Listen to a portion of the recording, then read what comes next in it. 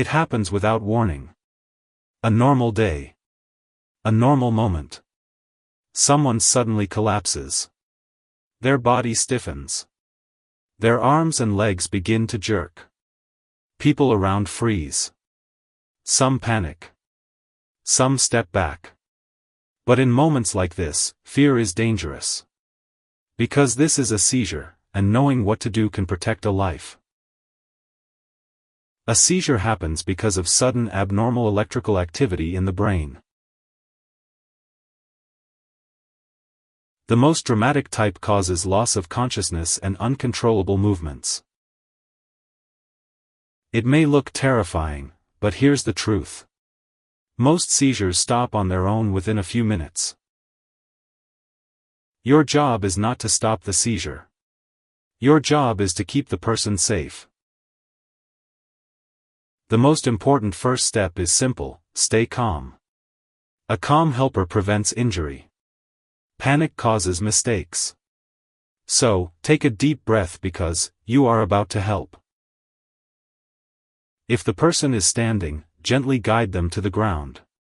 Clear the space around them like chairs, sharp objects, anything that could injure them. Place something soft under their head like a folded jacket, towel, or bag. This protects the head, which is the most common site of injury during seizures. Do not restrain them. These movements are involuntary. As soon as you can, gently turn the person onto their side.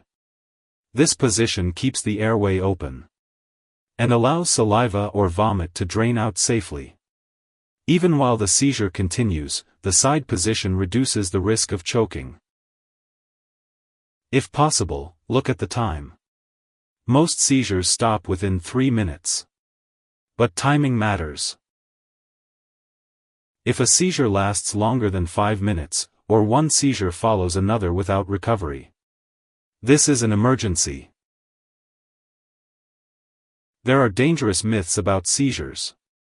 Do not put anything into the mouth. No spoon, no cloth, and no fingers. Do not try to stop the movements. And do not give food, water, or medicine during the seizure. A person cannot swallow their tongue. Trying to force the mouth open causes injury. So, what happens after the seizure stops? When the movements stop, the seizure isn't truly over. The person may be confused, sleepy, or disoriented. This is normal. During this period you should do these things. Keep them on their side. Stay with them. Speak calmly and reassure them. Protect their privacy. Let them rest. Do not rush them to stand or walk. Also, don't forget to call for emergency help. If the seizure lasts more than 5 minutes. If breathing doesn't return. If the person is seriously injured. If the seizure happens in water. If the person is pregnant or diabetic. Or this is their first seizure. When unsure, it's always safer to call. A seizure looks frightening. But knowledge turns fear into action. You don't need medical training. Just calm, awareness, and compassion. Because one day, you might be the person standing closest. And knowing what to do can make all the difference. Hope you enjoyed the video. Hit like and subscribe to our channel if you're excited to see more health-related contents like this.